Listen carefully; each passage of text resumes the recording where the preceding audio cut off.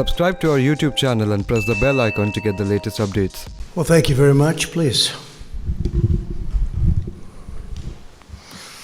This afternoon, I'll sign a proclamation declaring the month of May to be Older Americans Month. I don't know if I'm in that category.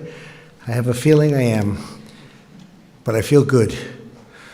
And our country is making a lot of progress, Alex. I want to tell you that, making a lot of progress. As we honor the incredible contributions of our nation's seniors, we're here today to discuss the unprecedented steps that we're taking to protect our seniors from the virus.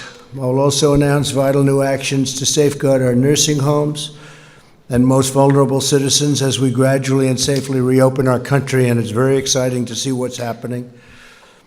We're joined today by Secretary Alex Azar, thank you, Secretary Robert Wilkie, Robert, thank you very much, Administrator Seema Verma, thank you, great job, FEMA Administrator Pete Gaynor, and Chief of National Guard Bureau General Joseph Lengal. Thanks also to Tennessee Governor Bill Lee, my friend. Thank you very much, Bill. Great job you're doing. It's great being with you, too. And many outstanding advocates for America's seniors who are here with us today. Thank you all very much. As we tragically have seen, the virus poses the greatest risk to older Americans. Together as one nation, we mourn for every precious life that has been lost. And there have been many. There have been many. We're so saddened by it. Through our aggressive actions and the devotion of our doctors and nurses, however, we have held our fatality rate far below hard-hit other countries such as Spain and Italy and United Kingdom and Sweden. We're way below other countries. We're deploying every tool, resource, and power at our disposal to protect our seniors and Americans of every age and background. Early on, we implemented life-saving travel restrictions and directed billions of dollars toward the development of therapies and vaccines, and that's moving along rapidly. We've moved at a speed that people are absolutely stunned to see. We've accelerated treatments, including remdesivir, which is reportedly showing encouraging preliminary results. That was the very big story yesterday. It was announced by Gilead. In early March, my administration advised all nursing homes to suspend all medically unnecessary visits to help slow the spread and to protect our seniors, and especially in our nursing homes. They are having a hard time in those nursing homes. We took action to step up enforcement of infectious disease standards at nursing homes all across America. We also acted swiftly to secure our veterans' healthcare facilities and deployed hundreds of VA staff to help out in nursing homes nationwide. And we're being helped very greatly by the passage of all of the things that we got passed, Robert, especially choice, so that people can go and see their doctor when they have to, and especially our seniors. We provided nearly $1 billion in grants to support home-delivered meals, in home care, and other services that make it impossible for older people to just do what they want to do. We're helping older people with disabilities, and we're helping them to live independently. We dramatically expanded access to telehealth, a very big deal. For Medicare beneficiaries, the number of Medicare patients using telehealth has increased from roughly 11,000 a week to more than 650,000 people a week.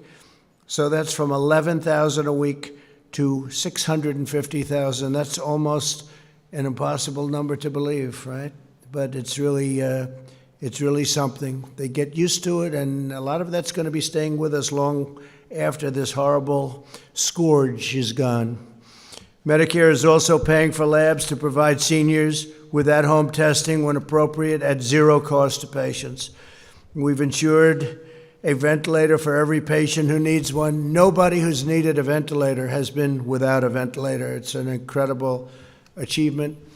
And we now have thousands and thousands of ventilators, and other countries are asking us for help, and we're helping other countries, allies, and some that aren't necessarily allies, but they're in big trouble, and we're helping other countries now with ventilators. Same thing with masks. We have millions and millions of masks. That was something 4 weeks ago was difficult, and now we have millions of masks coming in and already here. The federal government is also funding over 35,000 members of the National Guard to help states deliver critical supplies to nursing homes and to assist with disinfecting and testing. I'd like to ask General Lengal to please come up, say a few words about the work of the National Guard. It's been really fantastic. Thank you. General, please.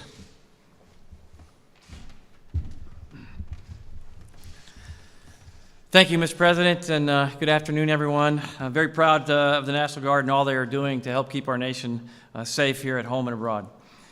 Today, over 83,000 men and women of the National Guard are engaged at home and abroad, and 45,000 of those are engaged directly in the COVID-19 response. From running hundreds of testing sites around the country to screening passengers at airports to helping manufacture PPE to a myriad of other tasks, the National Guard is there. We know this virus doesn't treat everyone equally, and our senior citizens are at increased risk. In many states, governors have directed National Guard members to help sanitize long-term care facilities, nursing homes, giving older citizens and families and caregivers peace of mind that their environments are safe. The Georgia National Guard, for instance, has sanitized over 700 nursing homes, and this has been replicated at many places around the nation and continues to grow. Additionally, food banks and homeless shelters. In normal times, these are often staffed by our volunteers. Many of them are elderly senior citizens here in America. Now, volunteering puts those great Americans at increased risk. So the National Guard is helping these Americans stay clear of this risk. And doing that, the National Guard is staffing many food banks across the nation where they need the need for food assistance is increasing across the nation as this virus continues to persist. The National Guard is a big part of our United States Army and our United States Air Force, and we're proud of that. But this role that we play here at home, in the homeland, under the command of the governors in our states, is distinctly and uniquely National Guard business, and we're very proud of that. So, Mr. President, thank you. Thank you for the support that you give our military and the National Guard and all the men and women who serve. They are proud to serve our nation. Thank you for letting me talk about the Guard today. Thank you, sir. Thank you very much, General. That's great. 4 stars. That's a lot of stars. Very impressive. That's right, but that's okay. That's very impressive. You deserve them. I do want to say, you mentioned the word governor, and we've had a lot of great success and relationship with the governors. We've dealt with our governors very, very well. We have really, I think, got to understand each other, know each other, in many cases really like each other, and that's worked out very well. We had Phil Murphy here from New Jersey, governor of New Jersey today, wonderful man.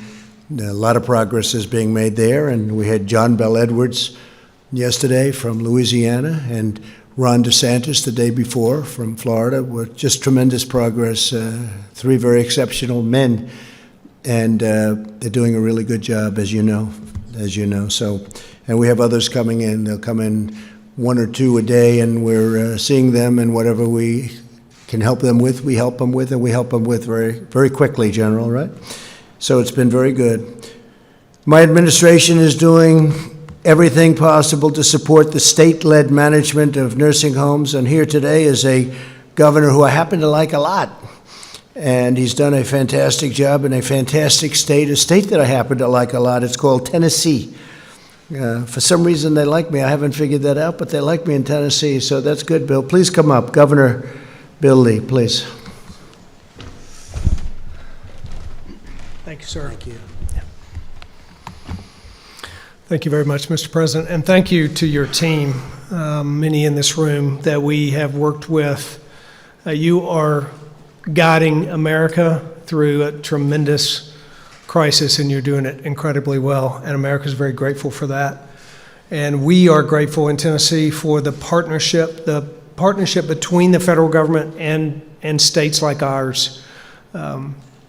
as we work to make our contribution to fighting COVID-19, we can do so because of the work that you're doing and the way that you're supporting what we're doing. So, Mr. President, you've asked states to commit to a goal of testing 2% of their population. In April, 2% of Tennesseans were tested. And we have tested over 175,000 to date. But as we look to May, to build upon that, we're actually strengthening our commitment, particularly to the elderly, the most vulnerable of our citizens, especially those in nursing homes. There's a scripture describes being hard pressed on every side, but not crushed. And that's where we are in Tennessee. I think that's where we are in a nation. But the elderly are most hard pressed in this setting, and especially those in long-term care facilities, and they need our help. So in Tennessee, we're committed to testing every resident and every staff in every one of our 700 long-term care facilities. It'll be a great undertaking, but it honors the value of these lives in those facilities, lives that have protected our country in the hardest of times, the greatest generation, and those that have a loving legacy of being our neighbors and our friends and our grandparents. And it's time for us to protect them. And we should do so by pursuing social distancing, for example, in every way that we can with them. And the distance is sometimes a great goal if I haven't hugged my own elderly mom in 8 weeks. But we're doing right by these citizens, and you're doing right by committing to these citizens to make certain that they that we do our personal part to make sure that they're safe, and while valuing our freedoms all at the same time. So while I think as a country we may be hard-pressed on many sides, we are not crushed, and we are grateful for your leadership and for this team's leadership, and particularly your commitment to the most vulnerable in our nation, and together we will get through this. Thank you very much, sir. Thank you, Bill. Thank you very much, Bill. Great governor, by the way. As we take steps to safely reopen our country, we must remain especially vigilant in sheltering the most vulnerable older Americans. To that end, today I have several important announcements. First, in addition to all of the supplies we've already distributed, FEMA will send supplemental shipments. And I have to tell you, Pete, what a job you've done. Everybody was at the last call with the governor. So many of the governors said, I want to thank him for calling. He called on Easter morning, and he's calling them all the time. And you call them on Sundays, and you call them every time, all the time. And I tell you, they really appreciated it. They really do. You've done a fantastic job. Pete Gaynor, FEMA. But FEMA will send supplemental shipments of personal protective equipment to all 15,400 Medicaid and Medicare certified nursing homes in America, right, Pete? Second, CMS is providing states with $81 million from the CARES Act to increase their inspections of nursing homes at this very critical time. We have to do that. We have to do that. It's a spot. It's a spot that we have to take care of. I guess you could call it a little bit of a weak spot, because things are happening at the nursing homes, and we're not happy about that. We don't want it to happen, so we're checking that out very carefully and very methodically. Third, this week we'll be finalizing a new rule requiring information about coronavirus cases in nursing homes to be reported directly to CDC, and testing data to be posted online so everyone gets to see it. This rule also requires nursing homes to report cases to residents and their family members. And finally, to ensure that our nursing homes are prepared for any future outbreaks, we're announcing the Coronavirus Commission for Safety and Quality in Nursing Homes. This commission will be composed of leading industry experts, doctors and scientists, resident and patient advocates, family members, infection and prevention control specialists, and state and local authorities. It's a big deal. The commission will convene in May and issue recommendations for further steps we can take to protect our nation's seniors. My administration will never waver in its relentless commitment to America's seniors. We owe them a sacred and unbreakable obligation, and we will fulfill that obligation with every resource and power that we have. We are working very hard with our seniors, and we're working very hard with our nursing homes. and great progress is being made and will be made, that I can promise you. That's also why we are strongly protecting Medicare and Social Security. We will protect your Social Security. We will protect your Medicare. We will protect you as American citizens. And that goes even beyond seniors. We're protecting this country. Our cherished seniors enrich every aspect of our national life. These great citizens have dedicated their entire lives to our families and our communities and our countries. Our country could not be anything near where it is without our incredible seniors. We'll show them the same love and loyalty they've shown us and they've shown our nation every day of their lives. No effort will be spared to give America's seniors the care and support and devotion and love they have earned and that they deserve. In a few moments, I'll sign a proclamation we've designed a very special plan, and it's going to designate Older American Month. So this is Older Americans Month. But first, I'd like to ask Secretary Azar, Secretary Wilkie, Administrator Vermer, Administrator Gaynor to share what their department and agencies are doing to help our nation's seniors. So just come on up and maybe you could say a few words, and you've made a lot of progress. Come, Alex, why don't you start? Thank you. Well, thank you, Mr. President, for your leadership during this pandemic and for the work you've done throughout your administration to protect older Americans. I'd also like to thank the older Americans and advocates we have here today, including those working hard at the state and local level.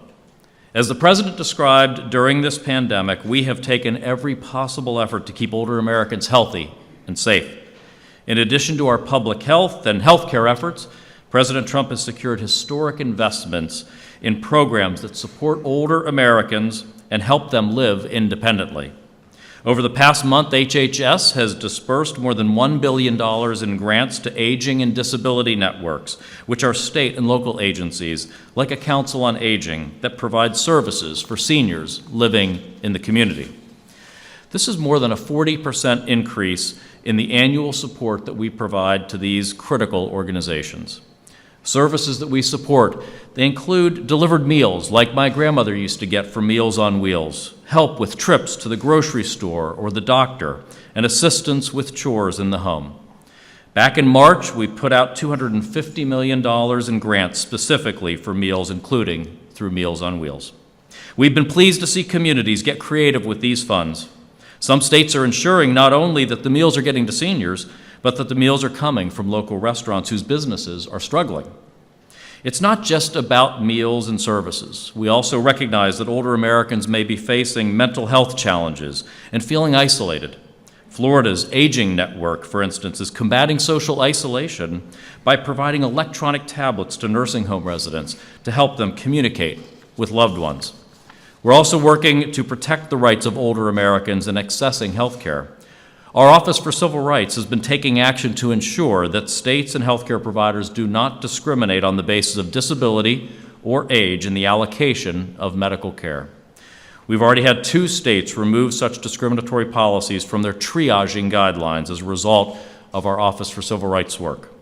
Finally, as the President and others mentioned, we've worked closely with states to ensure that they can test especially vulnerable populations like those living in nursing homes and those who care for them. This work to protect seniors and empower them will continue throughout the pandemic as we reopen our country and keep America's seniors as healthy and as independent as possible. Thank you all for what you do in this effort. Thank you, Mr. President. Thank you, Robert. Mr. President, thank you, and thank you for everything you have done to transform the Department of Veterans Affairs on behalf of the nation's 9.5 million veterans.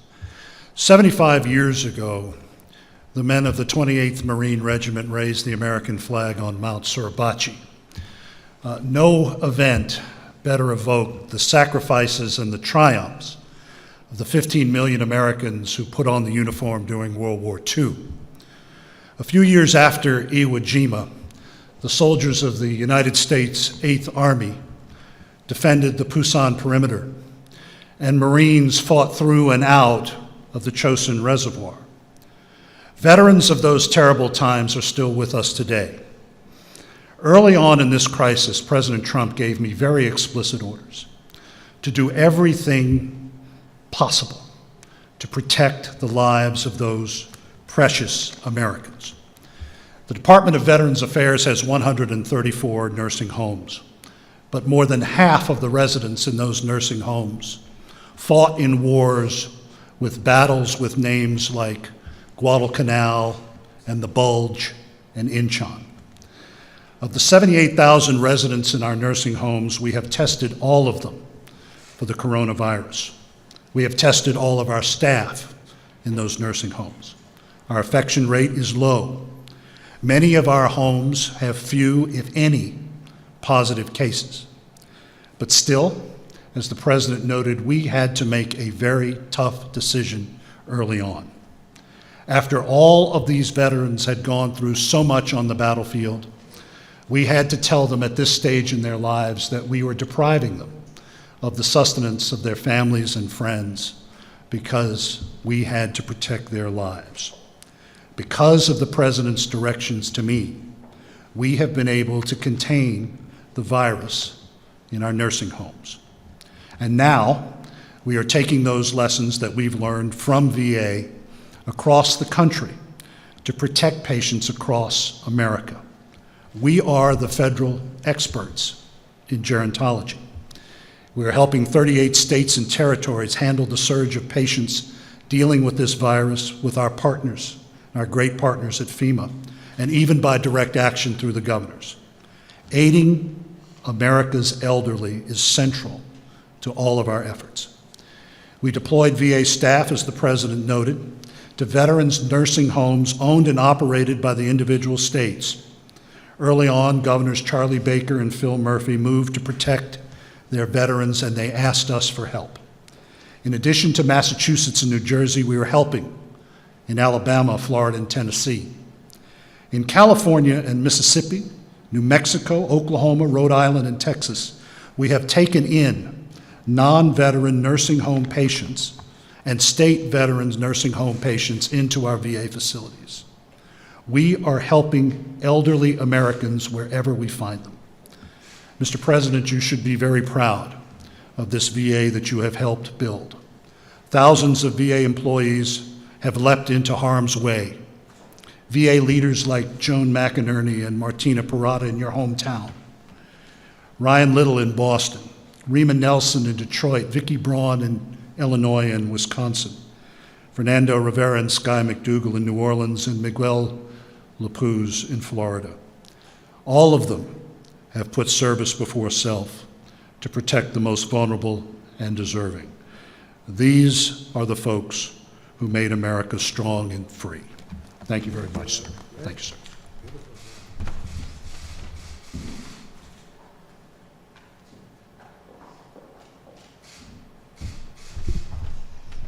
Thank you, Mr. President. And thank you for your commitment to the nation's seniors and to the Medicare program. You've been very clear with me since day one that you wanted to protect and strengthen the Medicare program. And under your leadership, our Medicare Advantage program is seeing premiums at a 13-year low, and in our Part D program, it's a 7-year low. But today I want to focus on nursing homes. In the scheme of life decisions, placing a loved one in a nursing home has to be one of the most difficult decisions. And when you make that decision, you want to know that you can stay connected with your loved one and that they're going to be safe and have the best quality of life. And that's why the decision to restrict visitation in nursing homes was a heartbreaking decision. And our thoughts and prayers are with the families and the patients during this very uncertain time. But the tragic reality is that the coronavirus seemed almost tailor-made to put major pressure on nursing homes, and countries across the world have struggled with their nursing home populations. But the President's early action around nursing homes has saved countless lives. And even before the coronavirus, we have been working on a strategy to improve quality in nursing homes. The strategy focused on quality, oversight, enforcement, and transparency for patients and their families so they understand exactly what's going on in nursing homes, about the conditions there, and reducing regulatory burdens so that nursing home providers can focus on providing care to their patients instead of paperwork. We've overhauled the entire survey system and implemented a common tool across the entire nation to ensure that our inspectors were being consistent, objective, and that's actually resulted in an increase in the number of fines. And we've updated our websites so that patients and their families have the latest information on the quality in a nursing home and making it very clear when nursing homes have had significant cases of abuse and neglect. And those improvements that we've made it possible when the coronavirus hit for us to take very rapid action on several fronts. We launched an unprecedented transparency effort, and that requires nursing homes to inform patients and families when there's an outbreak in the nursing home, and to also report that information directly to the CDC. And that's going to be important to our efforts around surveillance going forward as we reopen the country. And also, we increased reimbursement for labs so that they could do more testing in the nursing home. And that's going to be very critical, as I said before, to our monitoring and surveillance efforts. Also, starting in February, we issued a series of 9 guidance documents specific to coronavirus and controlling infections in nursing homes. And just for some perspective, normally these types of guidance documents can take months, sometimes years. But the CMS team worked days and nights and weekends to make sure we got this information in the hands of our nursing homes to do everything that we could to protect our vulnerable seniors. And we also host weekly calls with the nursing homes to help them implement our guidance.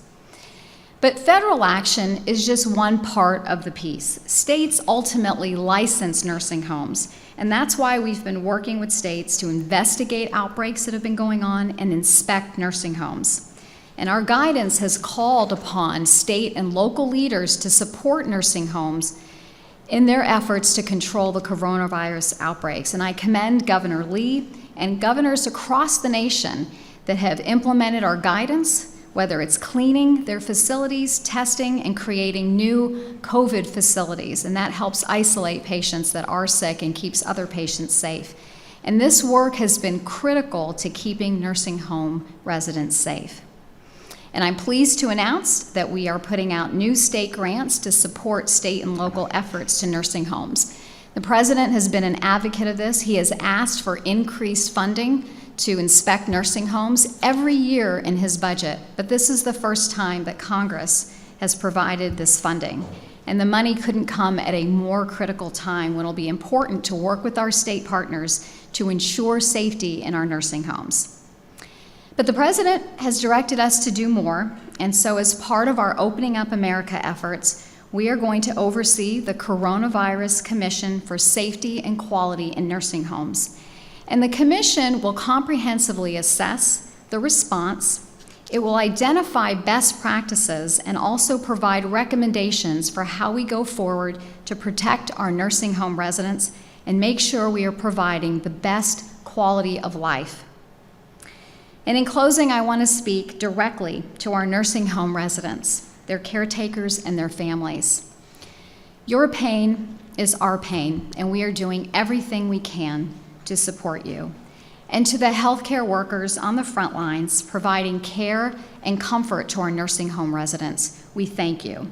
And thank you, Mr. President, for your consistent leadership and unwavering support for our elderly citizens. Thank you. Would you want to tell them that you're going to have some big news very soon on insulin? That's right. It's a big deal. We're doing everything we can to lower the price of insulin for our seniors, and we'll have some great announcements coming up very soon to lower the price. Some big news. Great news. Good. Thank you.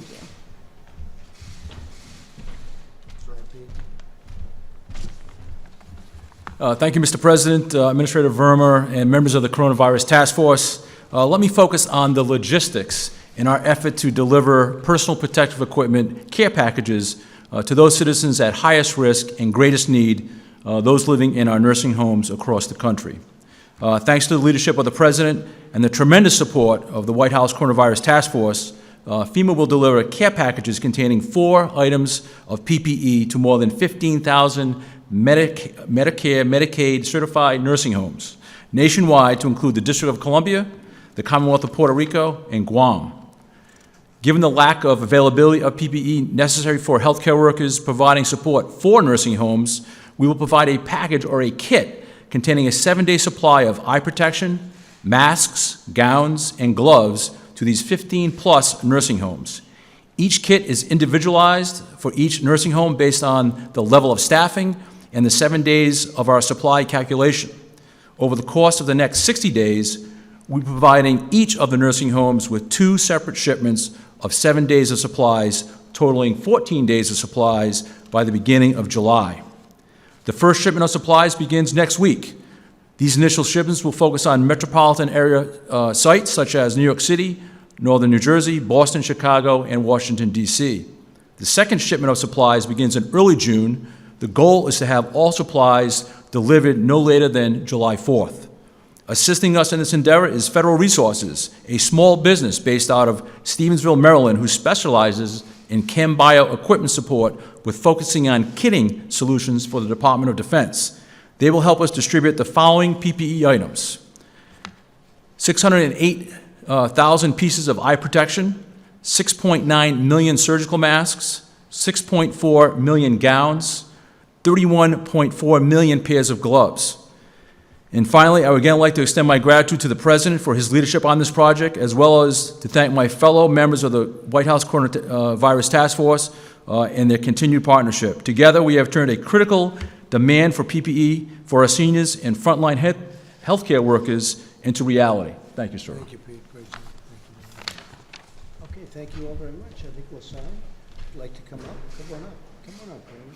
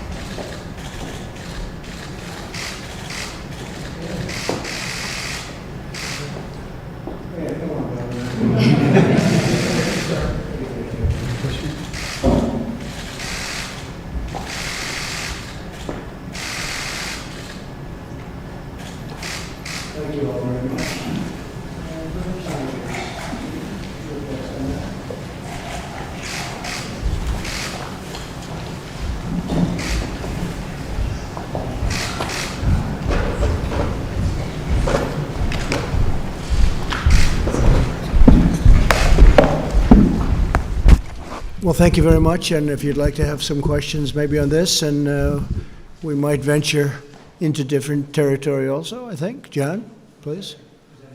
I guess. Not a wise one, but it's an we could invitation. venture straight into other territory. The Vice President said just a short time ago he believes that General Michael Flynn may have unintentionally lied to him or misspoken when he talked to him and did not include his meeting with the Russian ambassador to the United States. Yeah. Do you believe that General Flynn may have unintentionally misled the Vice President? Well, I really have to talk to the Vice President, but I'll tell you what, General Flynn was under enormous pressure, and it was an artificial pressure, because what they did to General Flynn was a disgrace. Well, it was a total disgrace. It's shocking. And I hear even more information came out today. What they tried to do to destroy him and to hurt this presidency was perhaps in our country's history, there's never been anything like it. An absolute disgrace. But I'll rely on what the Vice President said. I can say this, and I think you understand this, John, very well.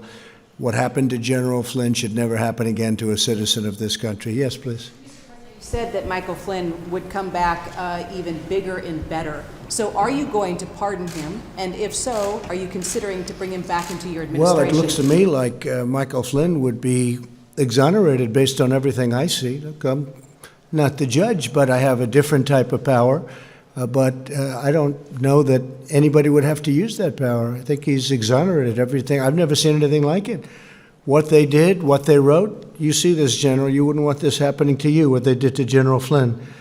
And it's just disgraceful. So, you know, I guess we'll get to that maybe someday or maybe not. Hopefully we won't have to get there.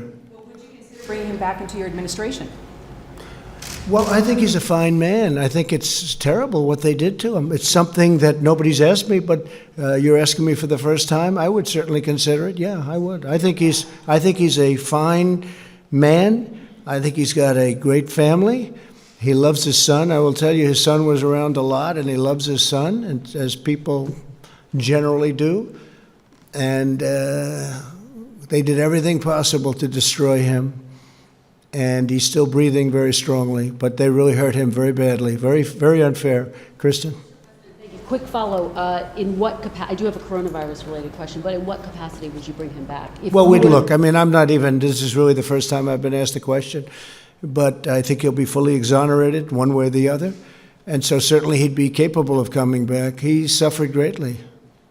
You about comments by your son-in-law. One of your top advisors, Jared Kushner, yesterday said that the government's response has been a, quote, great success story. Is that the right tone? Could you lift that up a little bit? Yes, no problem. Your son-in-law, one of your top advisors, yes, Jared Kushner, yesterday said the government's response has been a, quote, great success story. Is that the right tone and message well, it's at just a he's moment saying when the facts. people are I mean, he's still not dying? talking about other things that I talk about in my speech today that I speak about all the time, and that's death.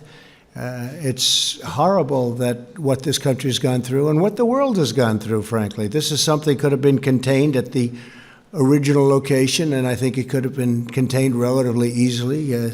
China's a very sophisticated country, and they could have contained it. They were either unable to or they chose not to, and the world has suffered greatly. But what Jared was talking about and what I talk about a lot is, no, I don't think anybody's done the job that we've done other than at public relations, because the press just won't talk about the facts. We had a ventilator problem that was caused by the fact that we weren't left ventilators by a previous administration. The cupboards were bare, as I say often. And not only are the cupboards full now, we have ventilators. We're the king in the world of ventilators. We have thousands and thousands of them now being delivered. You were at the news conferences over the last few days. The governors they said we've never had a case where we couldn't get a ventilator. And a month and a half ago, you were screaming, ventilator, ventilator. I'm just looking at the test numbers. We have more tests. We have given more tests and the high-quality tests than every other country combined. And I say it, the friend of mine, South Korea President Moon, called me. You know, they talk about South Korea, and they've done a really good job. But he said, what a job you've done. This is a much bigger country, you understand. He said, what a job you've done on testing. So the testing and the masks and all of the things, we've solved every problem. We solved it quickly. But to think that now we're giving thousands of ventilators to other countries, allies, and other than allies, to be honest, but we're helping other countries where people are dying because we have ventilators and nobody else does to this extent. And it's a great tribute. I mean, Deborah, we were talking about that before. Deborah Birx, Dr. Birx, has been fantastic. She's a fantastic person, a fantastic woman. And we talk about the things that we've done in a short period of time. I mean, all you heard about was ventilators. That's a hard thing. We energized factories that didn't build ventilators. They were building cars and other things, and now we're building thousands a week. And it's been very spectacular. It's been really spectacular. So, yeah, I don't think anybody's done a better job with testing, with ventilators, with all of the things that we've done. And our death totals, our numbers per million people are really very, very strong. We're very proud of the job we've done. We had very little to work with because the previous administration left us very little. Quick follow, Mr. President. Mr. President. Go ahead. Why don't you go and then you go. Thank you. Thank you, Mr. President. You signed that executive order this morning dealing with the counter-narcotics operations that you have going on in the Western Hemisphere right now. Why the need for more manpower? And do you think your government is any closer to the goal of having each Western Europe leave office? Well, I need it, and I sign it, and we do have executive orders, and they help us a lot, and they've helped us a very lot here. We also sign things having to do with production, as you know. I've used that very, very powerfully, the Act. And oftentimes I didn't have to use it, I just had to talk about it. No, I'm only signing when we want something, when we need additional manpower or brain power or whatever it is we're looking for at the time. But we've done things that I don't think anybody else has been able to do what we've done. And this is a big country, too. This is a very big country, as you know.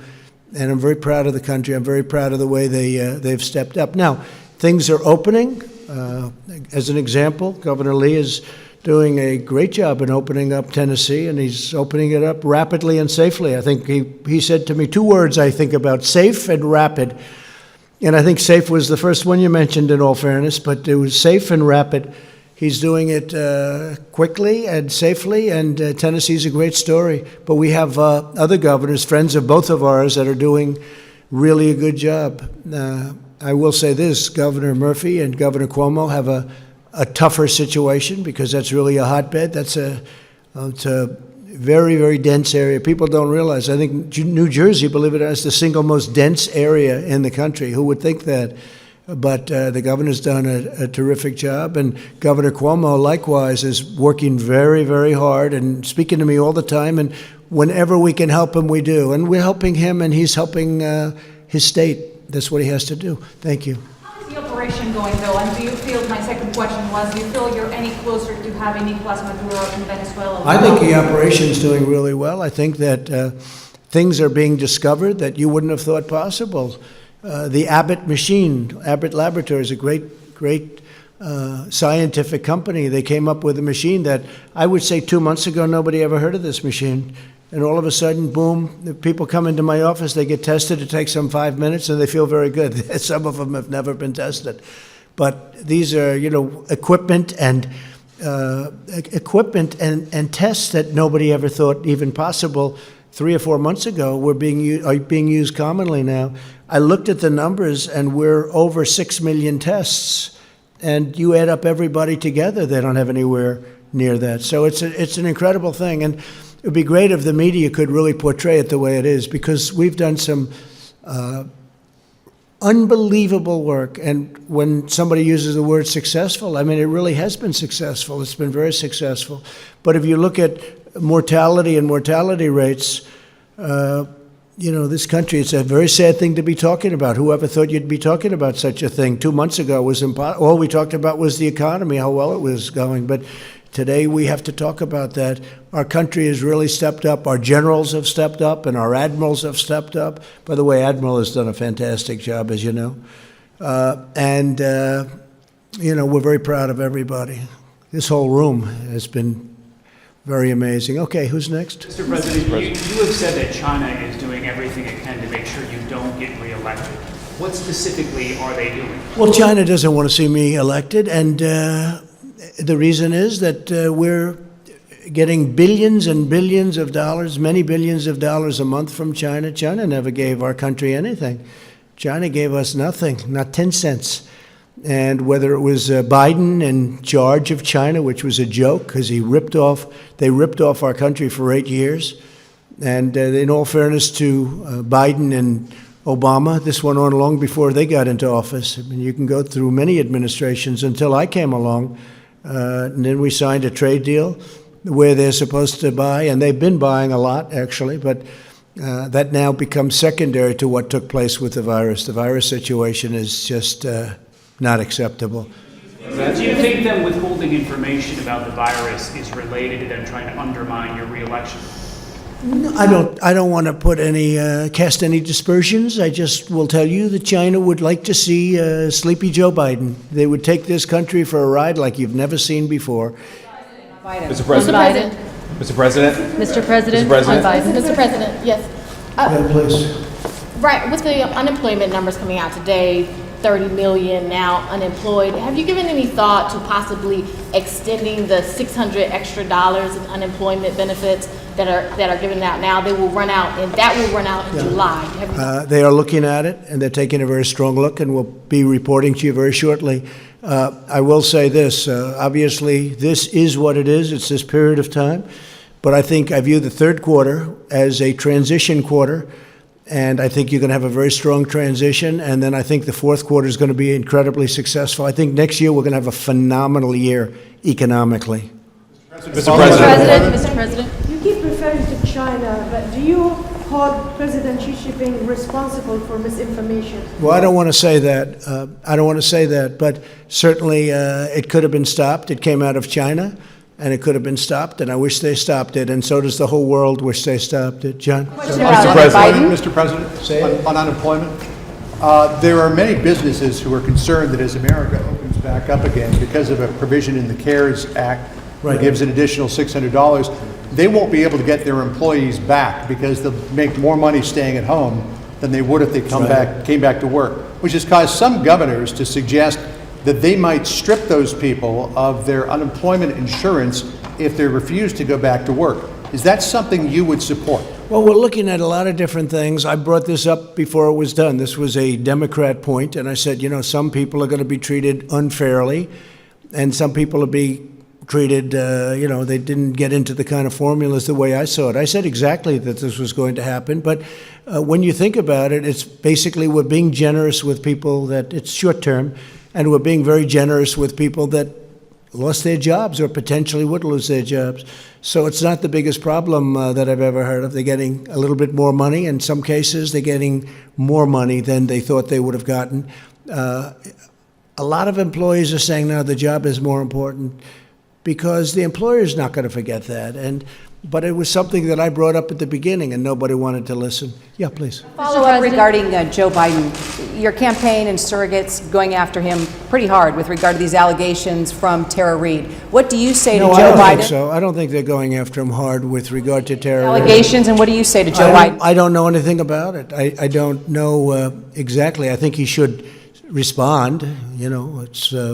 It could be false accusations. I know all about false accusations. I've been falsely charged numerous times, and there is such a thing.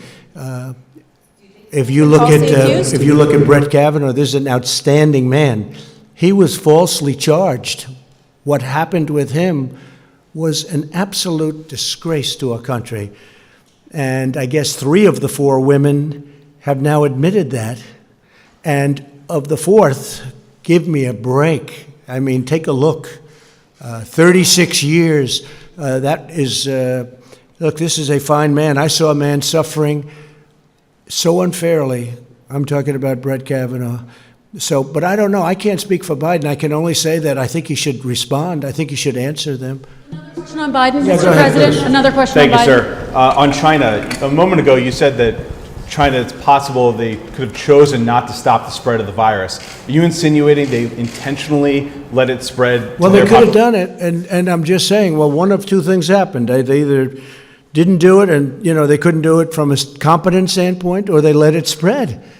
And I would say probably it got out of control. But there's another case that how come they stopped all the planes and all of the traffic from going into China, but they didn't stop the planes and the traffic from coming into the United States and from coming into all over Europe. I mean, look at Italy. Look what happened to Italy. And it's very lucky. This country is very lucky, and I'm very lucky that I put the ban on China, as you know, very early on in January. We put the ban on in China, and that was a very early date. That wasn't a late date. That was an early date. Then we later put the ban on in Europe. And if we didn't do that, as Alex knows, we would have had a problem like you wouldn't have believed. We would have had a problem much bigger. But then you take a look at what happened to Italy. A lot of those people went to Italy instead. And it's been a very, very tough place, Italy. And then on holding them accountable, is that something you prefer to do now in the next few weeks? No, I don't want to do that. I want to find out what happened. I think we'll be able to get a very good, very powerful definition of exactly what happened. We're working on it strongly now, and I think it's going to be very powerful. But they could have stopped it. They are a very brilliant nation, scientifically and otherwise. It got loose, let's say, and they could have capped it. They could have stopped it. but they didn't. But they stopped planes from going to China, but they didn't stop them from going to the rest of the world. What was that all about, Jim? Just to help us out on this, to follow up on Jordan's question, you praised China in the past, so what's changed? When you tweeted, China's been working very hard to contain the coronavirus. The U.S. greatly appreciates their efforts and transparency. It will all work out well. What has changed between then, when you were saying those things about China, and now? Well, what's changed is the following. We did a trade deal and everybody was very happy. There's nobody ever been tough on China like I've been tough on China. I got elected, at least partially, because of borders and military and different things. But one of the things I'd say is how China and other countries are ripping us off. So recently we signed a trade deal with China a number of months ago. China's buying billions of dollars worth of our product, our farm product and other product, manufacturing product, and it's been a great deal. But then we noticed a virus, and it's not acceptable what happened. It came out of China, and it's not acceptable what happened. And now what we're doing, Jim, is we're finding out how it came out. Different forms. You know, you've heard all different things. You've heard 3 or 4 different concepts as to how it came out. We should have the answer to that in the not-too-distant future, and that will determine a lot how I feel about China. But when I was, of course, I was very rough with China. I mean, Biden, as an example, the previous administration, they let China rip off this country like nobody's ever ripped off this country. Now, what I did is I took that, Jim, I took that and I made it into a great deal for our country. But after that, all of a sudden we heard there's a virus and a virus is coming in. That changes my mind very greatly. That's a whole different thing. So you can have good trade deals. That was earlier on, the trade deal. I made the trade deal earlier on. And it's a great deal. We're taking in billions and billions of dollars of money in different forms, including the fact that we have a 25% tariff on $250 billion. It's a tremendous amount of money. Some of that money I've given to the farmers because they were targeted by China. And I gave $12 billion, I gave $16 billion, and this year we're going to be giving approximately $19 billion to the farmers. But, President Xi misleading you? well, something happened. I don't say misleading or not. I'll let you know that. I mean, I'll be able to give you that answer at some point in the hopefully not too distant future. But I will tell you, you take a look at what happened to this world. A month and a half, 2 months ago, we had the strongest economy in the history of the world, and all of a sudden I have to close the economy, I have to close the country. So we've had tremendous death and tremendous sorrow and sadness, and nobody's ever seen anything like it. And so have most of the countries of the world. Think of that, most of the countries. 184, you tell me, it's probably low right now, because I've been saying 184 countries. They've suffered tremendously. It's something that is going to have to be dealt with. Mr. President, on the issue of loss, Vice President Biden has said you should lower the White House flag to half-mast. Are you going to do that? And are you thinking about leading the nation in a moment of mourning? That. I mean, I would not mind doing that. I would say not only the White House flag, we could do that. In fact, it's something that I will be talking about later on. We have a meeting on various things. That's one of the topics, and we're going to bring that up. So I think lowering the flags would be something very appropriate. Are you thinking about leading the country, though, in a moment of mourning for all of the lives lost, the more than 60,000 people? Of course I am. I don't think anybody can feel any worse than I do about all of the death and destruction that's so needless. Nobody. But I also have to make sure that we handle the situation well. Nobody's thinking about it more. Nobody has spent more time late in the evening thinking about what's happened to this country in a short period of time. But at the same time, we have to get our country open again. And we're doing that step by step. Tennessee is an example. Step by step, we're opening up our country, and I really believe that next year we can be, maybe even beyond. We have a lot of stimulus, and maybe even beyond. We'll see about, by the way, Package 4, Phase 4, but I really hope that we can be as good or better. I built it once, and we're going to build it again. John, go ahead. President, you said a moment ago you will soon have information on where this virus originated. The Director of National Intelligence today put out a statement saying that they believe it was naturally occurring, it was not man-made. But Who is that? Who is that that said that? the Office of the Director of Yeah, National but Intelligence. who in particular? Who was the man that made that statement? There was a statement that the ODNI... Oh, he would know that, huh? National Intelligence. So we'll see. That would be your Director of National Intelligence. No, Rick Grinnell I is think heading that. it's, I mean, you'd have to tell me who specifically, who made the statement. The statement was just put out under the Office of the Okay, ODNI. we'll see. I mean, I have to see the statement, I just haven't seen it. But the question I had was, have you seen anything at this point Because to we're give... looking at that, John, separately from, Correct. But we're looking at exactly where it came from, who it came from, how it happened, separately and also scientifically. So we're going to be able to find it. And my question is, have you seen anything at this point that gives you a high degree of confidence that the Wuhan Institute of Virology was the origin of this virus? Yes, I have. Yes, I have. And I think that the World Health Organization should be ashamed of themselves because they're like the public relations agency for China.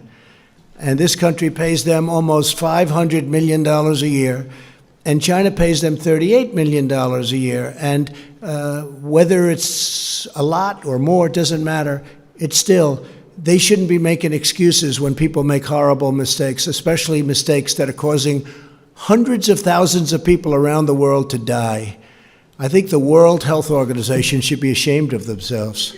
On Tuesday, you suggested withholding federal aid from jurisdictions that are sanctuary cities. How serious is that consideration? Are you just... Well, I have the right to do that, but sanctuary cities, especially at a time like this, that's a very dangerous thing. Our law enforcement hates it. They hate it. We want safe cities. We want sanctuary, but we want sanctuary for our citizens. And we don't want sanctuary for criminals that came into our country illegally, and they have big records and records. I won't go into the type of crimes, but the crimes are the ultimate in evil in many cases. No, we don't want them to have sanctuary in our country. We want to have strong borders. Look, I say it again, we want to have strong borders. I've been saying this for a long time, and I think people are agreeing with me. I really do. I think people are agreeing with me. The Democrats want to have open borders where people just come in.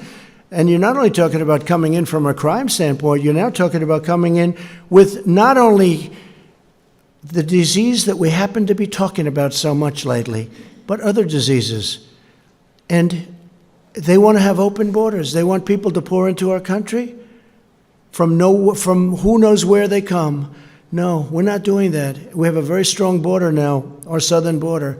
And every day it gets stronger because we're building miles a day of very, very powerful wall. And that's a great thing for our country. That's so important for our country. And very few people are arguing with it. Yeah, please. Mr. President, you often describe this fight against the virus as a war. How do you define victory? So it is a war, and I define victory when it's gone and we open successfully. We have a successful country again. Now, it can never be a total victory because too many people have died. All over the world, people have died. In our country, in every country. I'm looking at the new list of countries. Look at what's going on with Russia. Look at what's going on with Spain is so incredibly harmed and injured by this. So many people are dying. This is not something where you'll go to your traditional, this was an experience. This is not an experience. This is a very bad experience. But what I want is we want the virus gone, and we want to have a vibrant economy. We want people back. We don't want people necessarily sitting like these incredible people in front of me, where they're sitting 6 feet apart. Instead, I want our country back. I want people to go, out and see football games and baseball games and basketball and hockey and golf and all of these sports, and not worry about getting sick and violently ill. One of the things that was very interesting, you probably saw it, we put it out before though, was Sweden, and you compared the deaths in Sweden to Denmark and Finland and Norway, and I hate to say it, but the deaths are very, very substantially higher in Sweden because they've used that as an example. Brazil is very high if you look at what's gone on, the graphically very, very high, very straight up almost, right, Deborah? Very straight up. A friend of mine, great gentleman, president of Brazil, he's really a friend of mine, he's a great man, but they're having a hard time. They're going herd.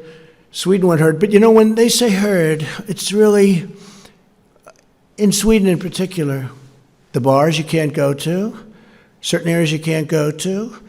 A lot of the people are saying, well, the prime minister doesn't have to say, stay in your apartment, stay in your house. They're staying there. They're not leaving. So, it's really not quite what was reported, but the number of deaths are tremendous in Sweden compared to the countries that surround where they did very strong lockdowns. And we were discussing that, Deborah, before. It's a very big difference. It's a very big difference. But again, Sweden didn't go really herd as you understand it. And also the people of Sweden, very smart. They're staying in their houses. They're not going out and now, are some? Yeah, I guess, some. But they've lost a lot of people in Sweden. Yes, John? Mr. President, could I just come back to the... Yeah, I'll get you in a second. Can I get back to what we were talking about just a second ago? Sure. I missed in the interruption. Are you suggesting that maybe you have some evidence that this was not a naturally occurring virus? We're going to see what it is. You're talking about the virus and Correct. where it came from? Yeah. No, we're going to see where it is. We're going to see where it comes from. And, look, you know every theory. You had the theory from the lab. You had the theory from many different, the bats and the type of bat. And the bat is 40 miles away, so it couldn't have been here and it couldn't have been there. And there's a lot of theories. But, yeah, we have people looking at it very, very strongly. Scientific people, intelligence people, and others. And what gives and we're going to put it all together. I think we're going to have a very good answer eventually. And what gives you and China might even tell us. China may tell us. And what gives you a high degree of confidence that this originated from the Wuhan Institute of Virology? I can't tell you that. I'm not allowed to tell you that. Mr. President? Jeff, go ahead, please. Mr. President, would you consider having the United States not pay its debt obligations to China as punishment for the virus? Well, I can do it differently. I can do the same thing, but even for more money just by putting on tariffs. So I don't have to do that. It's approximately $1 trillion, a little bit more as I understand it, $1 trillion. But we can do that in I think probably a little bit of a more forthright manner. You start playing those games and that's tough. We have the dollar to protect. We want to protect the sanctity of the dollar, the importance of the dollar. It's the greatest currency in the history of the world. It's become stronger. We have a very strong dollar. That's why we're borrowing at zero interest rate. With all of the stimulus that we're talking about, that sounds good though, General, doesn't it? We're paying zero interest, so essentially right around zero, but zero. And you want to protect, it's a very good question. You say, oh, gee, we owe you a certain amount of money, we're going to keep it. But when you start playing that game, you're really hurting the sanctity, the importance of the greatest currency on earth. But we can do it in other ways. We can do it with tariffs. We can do it other ways even beyond that without having to play that game. That's a rough game. Speaker, on a separate topic but related, Speaker Pelosi said that she envisions up to $1 trillion needed to help support states and localities. Would you support that figure? So what's happening is the Democrats have come to us and they'd like to do a phase 4. And we'll think about what's happening. They want to help the states. They want to help bailouts. And, bailouts are very tough. And they happen to be Democrat states. It's California, it's New York, it's Illinois. You start with those three.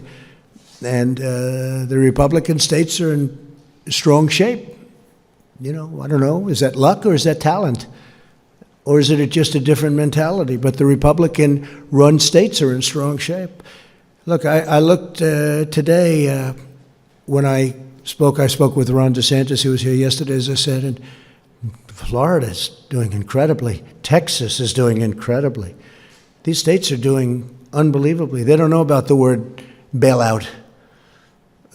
We had a call from a governor of South Dakota, and they have one of the finest run states. They have I think a constitutional amendment. They're not allowed to, they have to have a balanced budget, and they have a totally balanced budget. They just have a sales tax. That's about the only tax they have is a sales tax. I mean, think of that. So it's a whole different thing. But Republican states are doing very well. Maybe the Democrats should have brought this up earlier when we wanted certain things. And they did, and we said, and I said specifically, no, let's look at it later on down the road, but they'd like to do something. They want to do infrastructure. I can understand infrastructure. Think of it. We've spent $8 trillion in the Middle East, and we're not fixing our roads in this country? How stupid is it? And we're not fixing our highways, our tunnels, our bridges, our hospitals even, our schools even. It's crazy. But they want to do things, and the Republicans are in a much better position from, I don't want to use the word negotiating position, but we really are. We're in a negotiating position that's different because they want to bail out various states. Illinois is in big trouble. The governor understands that. Pritzker, he understands that. But Illinois is in big trouble. Is it fair to do that and then have states that are very powerful and strong like Iowa and Idaho? I mean, take Idaho. Look at all of these incredible states and look at what's going on and how successful they are. So you just take a look, and we're going to look at it. We're going to look at it. I think we want to take a little bit of a pause. But if we do that, we'll have to get something for it. Okay? So just Kristen, go ahead. a question on masks, but very quickly to follow up on Jeff. It sounds like you're potentially open to Leader McConnell's call that states should apply for bankruptcy. Is that what you're saying? I'm just, it's an idea that he has. He threw that out as an idea. I've spoken to him about it very strongly, and we're going to see what happens. We'll take a little bit of a pause. We'll see what happens, but some states are in trouble. I spoke today. I was with a wonderful man, a great gentleman, a wonderful human being. I think Bill knows him too, from New Jersey, Governor Phil Murphy.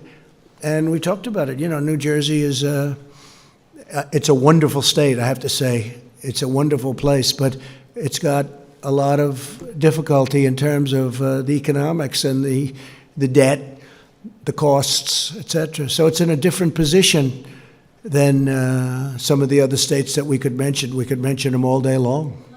About masks, if I could. Vice President Pence did not wear one when he visited the Mayo Clinic earlier this week. He's wearing one today. You are traveling to Arizona. Will you wear a mask? What is the policy for you and the Vice President? Well, I'm going to have to see. I am going to Arizona. I look forward to that. I'll have to see the climate. I mean, I'm going to see where I am. Here's a place that we all feel very comfortable. Everybody's spread out. It's a very big room. But as far as where I'm going in Arizona, I'm going to have to look at the climate. I'd have no problem wearing a mask. I don't know. I'm supposed to make a speech. I just don't know.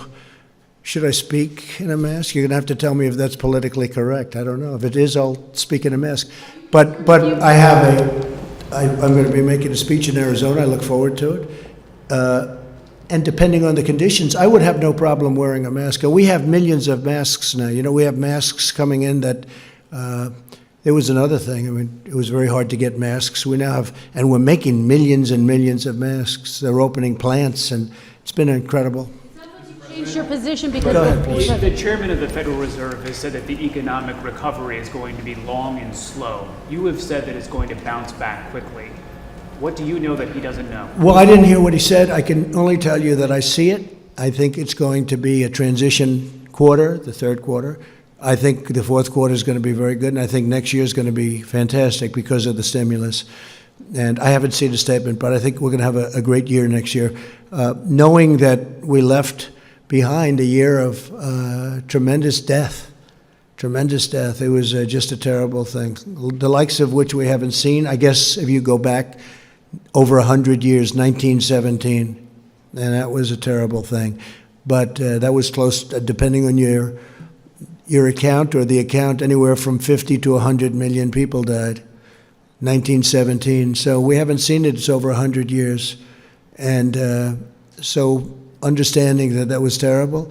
I think that next year from an economic standpoint, I mean, look at the stock market. People are amazed. The stock market's at over 24,000. Well, it was at 29,000. It's 24,000 now. Is that even possible considering what we've gone through? Because people are very smart.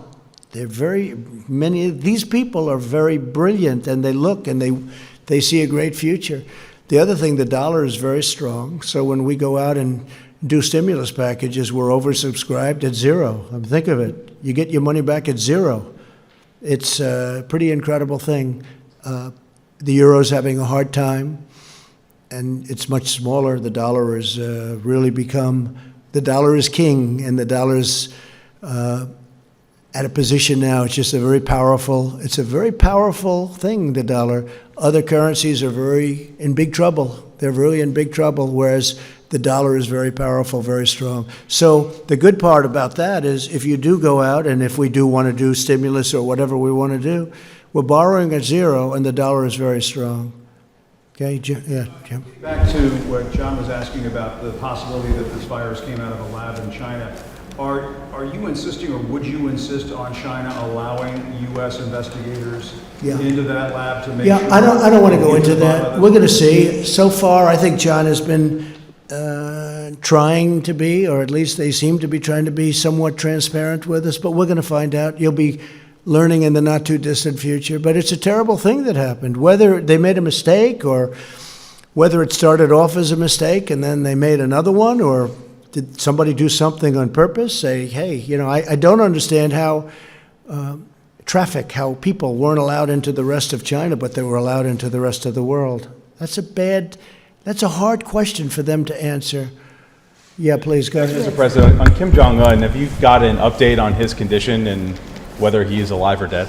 Well, I understand what's going on, and I just can't talk about Kim Jong-un right now. I just hope everything is going to be fine. But I do understand the situation very well. Please. Going back to when you talked about being complimentary of China early on, were you saying that you were complimentary of China because you were concerned about the trade deal? Well, I'm making a trade deal with China. This was before the virus. Of course they're going to be complimentary. Now, I was very uncomplimentary prior to that negotiation. And then every once in a while, the negotiation would break down because I'm not like Kerry, who signed the worst deal, the Iran deal, which was such a disaster. And he never left the table. I left the table a lot. Anyway, we ended up making a deal. And of course, during the course of the deal, I was both complimentary and very uncomplimentary. But the bottom line is we ended up making a deal before the virus came. And I was very happy with the deal. But then later on, that was superseded by a virus that should not have happened. Well, I just want to thank you all very much, and we'll see you probably tomorrow sometime. Thank you very much.